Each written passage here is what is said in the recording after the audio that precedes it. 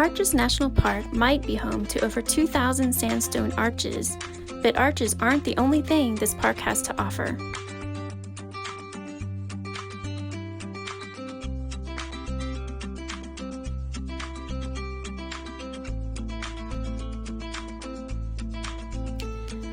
As you drive through the park, you'll see a dizzying array of towering sandstone spires, pinnacles, fins, balanced rocks, and giant monoliths. If you look closely, you might even spot some elephant-shaped formations.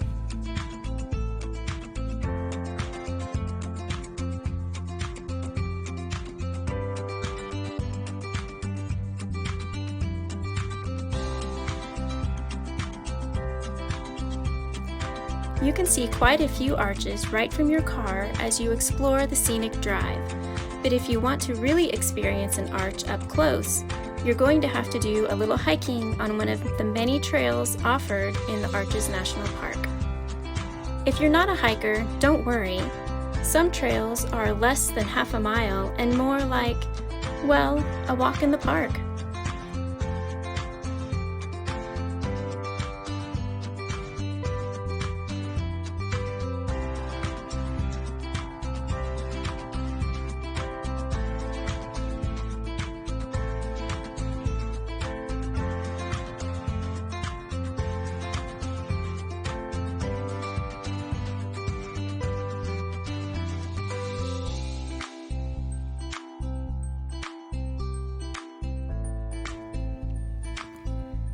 To get to Sand Dune Arch, you walk in between a couple of giant fins and some deep sand.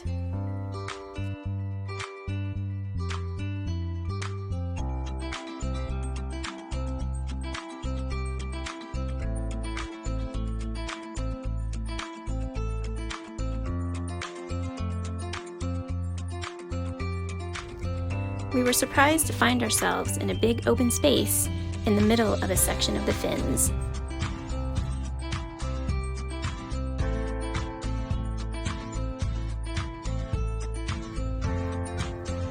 This was a short, easy hike that would be great for all families. Our absolute favorite hike in Arches National Park was the Double O Arch Trail in the Devil's Garden section of the park. We started this popular trail close to 6 o'clock in the evening to avoid some of the major crowds. It worked. The farther down the trail we got, the fewer people we saw. The first arch you come to on this trail happens to be the longest arch on the planet. Landscape Arch is a thin arch that is more than a football field in length.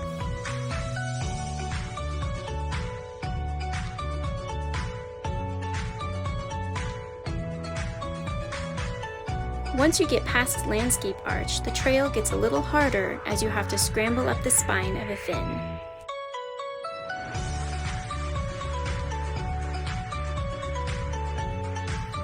This 4.5-mile hike is one of the more challenging trails in the park, but guys, the views are so worth the effort.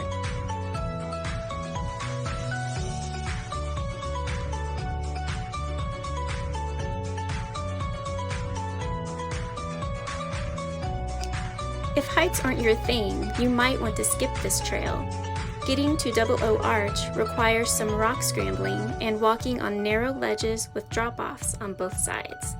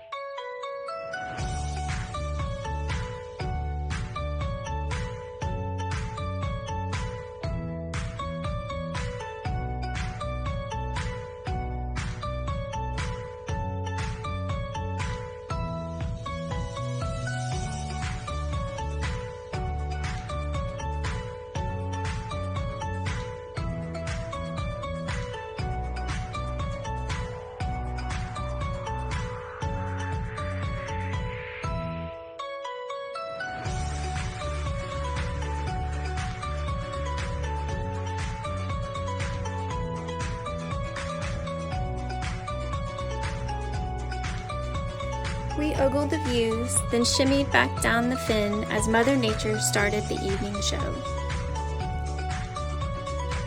The amazing sunset was definitely the perfect way to end our hike in Devil's Garden.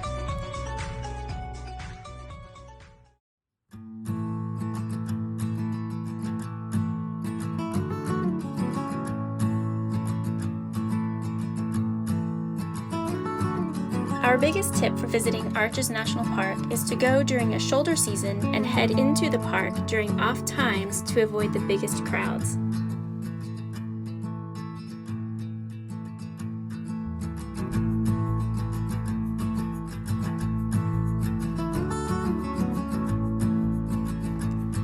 Welcome to Utah's biggest national park, Canyonlands. While there are 4 distinct sections to this national park, visiting Island in the Sky is the easiest and most visited section.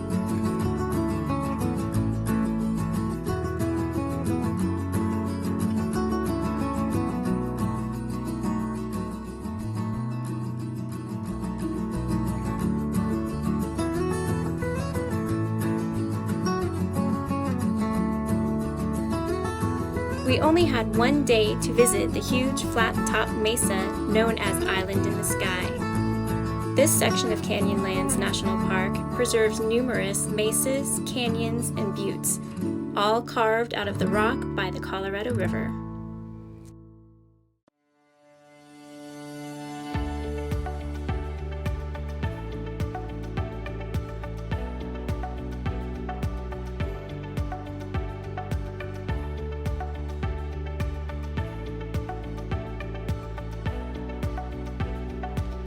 We drove the paved scenic drive, stopping at each of the overlooks to view the enormous canyon at different perspectives.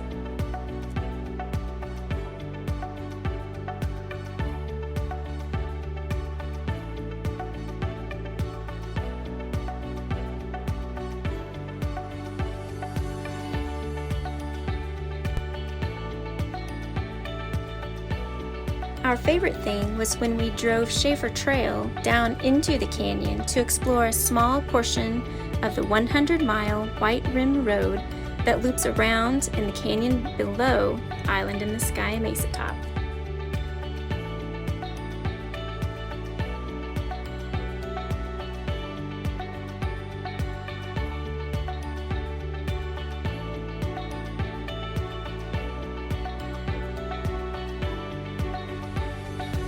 To drive the entire 100 miles of the White Rim Road takes a permit, a 4-wheel drive vehicle, and usually a 3-day camping trip.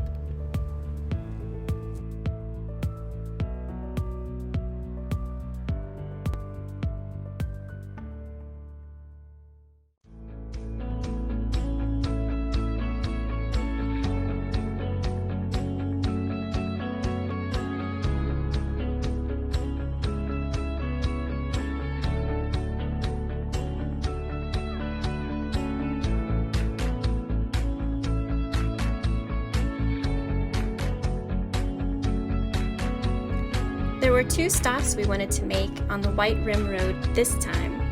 One was Gooseneck Overlook, where we had a view of the beautiful Colorado River snaking its way around 1,900 feet below us.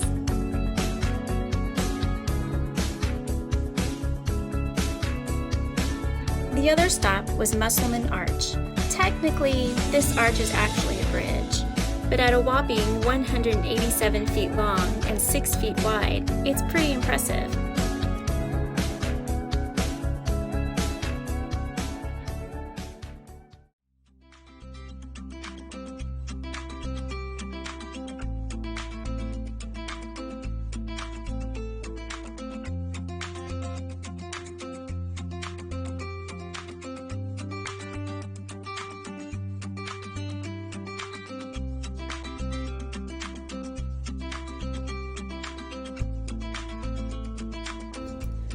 Instead of heading back up Schaefer Trail to Canyonlands, we decided to stay on the dirt road and follow Potash Road back to Moab.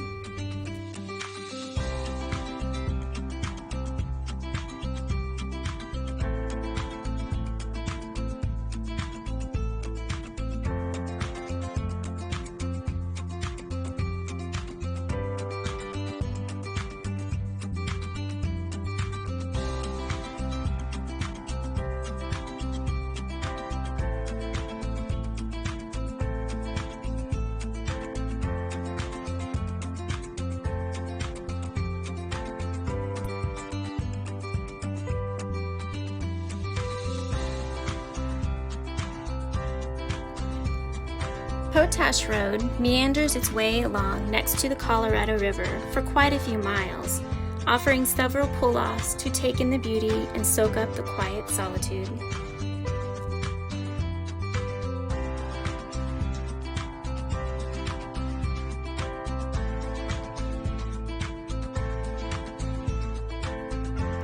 Eventually, Potash Road turns into a paved highway and leads back to Moab. I hope you enjoyed this small glimpse into our visits to Arches and Canyonlands National Parks. See you next time!